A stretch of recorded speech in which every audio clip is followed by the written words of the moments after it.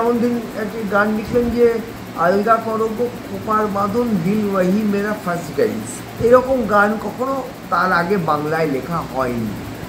এই যে বাংলা ভাষার সঙ্গে ইনি যে এই যে হিন্দি বা উর্দুকে মিশিয়ে দিচ্ছেন, সেইটা ইনি ইসলামী গান লিখলেন, শ্যামা সঙ্গীত লিখলেন, কেমন আবার দেশাত্মবোধক গান লিখলেন। কোনো প্রথাগত সঙ্গীত শিক্ষা ছিল বলে আমরা জানতে পারি না, শুধু কানে শুনে তিনি বিভিন্ন রাগ রাগিনী তিনি তুলে নিতে পারতেন অনায়াসে, এবং তিনি